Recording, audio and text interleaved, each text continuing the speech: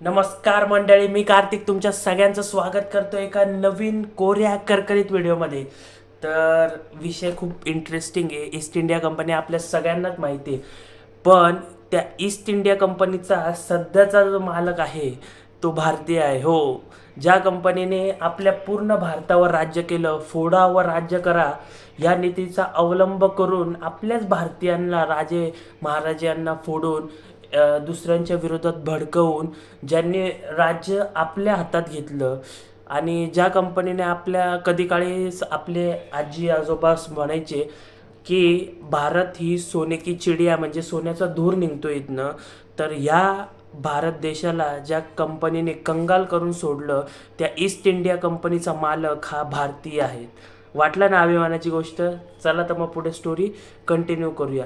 तर पहिले आपण जाणून घेऊया ईस्ट इंडिया कंपनीचा इतिहास. तर ही कंपनी मसाल्यांचा व्यवहार करायची पहिले. म्हणजे कंपनीच्या पहिले जे मसाले सप्लाय ट्रेडिंग करायचे ते डच आणि पोर्तुगीज हे ब्रिटिश लोकांना मसाले पुरवत असत. तर काही काळानंतर त्यांनी काही 10 रुपये ही आपल्या हिशोबातले 10 रुपये ही किंमत वाढवली प्रत्येक मसाल्यांमागे. त्यामुळं ब्रिटिश लोकांचा संताप झाला की 10 रुपये कसं काय वाढवले, असे कसे 10 रुपये वाढू शकता. पण त्यांना नाईलाज होता का, त्यांनी जाणून बुजून का नाही हे आपल्याला माहिती नाही, पण त्यांनी ते वाढवले. आणि ते ब्रिटिश काही व्यापाऱ्यांना जमलं नाही. त्यांनी समजलं यार हे व्यापार करतात तर मग आपणही करूया.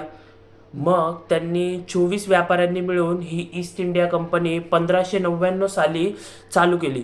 साधारण पहिले तर ती साधारण ब्रिटिश लोकां म्हणजे माल आण ते त्या लोकांना सप्लाय कर एवढाच तिचा बिझनेस होता. तर हा बिझनेस इंटरनॅशनल नेण्यासाठी राणी व्हिक्टोरिया यांची परमिशन घेतली व त्यांनी ही परमिशन दिली. त्यामुळे ते 1600 नंतर हे इंटरनॅशनली व्यापार करायला लागले, बिझनेस करायला लागले मसाल्यांचा. तर त्यांनी पाहिलं हा भारत हा सगळ्यात दृष्टीने विकसित असा देश आहे, म्हणजे नैसर्गिक सौंदर्य या देशाला सगळ्यांपेक्षा जास्त आहे, आणि ते मसाल्याचं उत्पादन हे भरपूर चांगल्या प्रमाणात होतं कम्पॅरेटिव्हली दुसऱ्या देशांपेक्षा.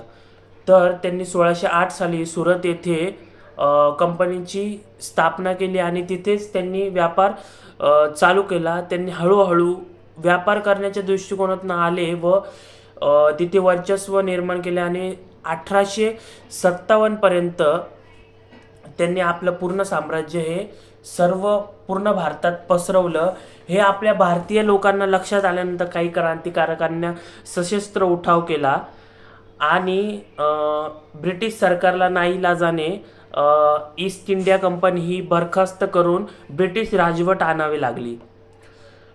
तर ती 1957 पासून ते 2003 पर्यंत ही कंपनी फक्त कागदोपत्री होती. म्हणजे तिचा काहीच व्यापार नव्हता, काहीच नव्हतं, फक्त कागदोपत्री ब्रिटिश ईस्ट इंडिया कंपनी ही नावाला आहे.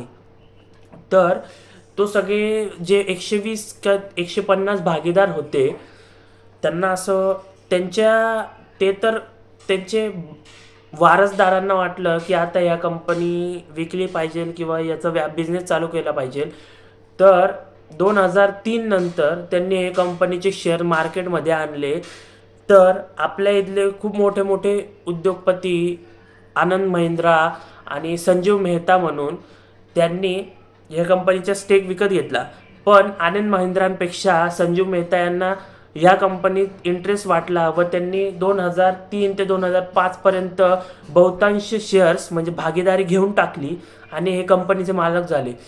तर हे आपल्याला अभिमान वाटला पाहिजे की ज्या कंपनीने आपल्यावर शेकडो साल, कैयोग दशकं राज्य केली, शतकं राज्य केली, त्या कंपनीचा मालक हा आपला भारतीय आहे, भारतीय बिझनेसमॅन आहे, आणि त्यांचं नाव संजीव मेहता. तर त्यांनी आता ह्या कंपनीमार्फत चहा, कॉफी, चॉकलेट, मसाल्यांचे ब्रँडेड उत्पादन म्हणजे ट्रेडिंग चालू केलेले आहे. त्यांचा ते बिझनेस करता. तर आपल्याला खरंच अभिमान वाटला पाहिजे की एवढं सगळं आपल्या देशाला जी लुटणारी कंपनी त्याचा मालक हा भारतीय आहे. जर स्टोरी आवडली असेल तर नक्की लाईक, शेअर, सबस्क्राईब करा. धन्यवाद. पण लाईक आवडली असेल तरच. नमस्कार.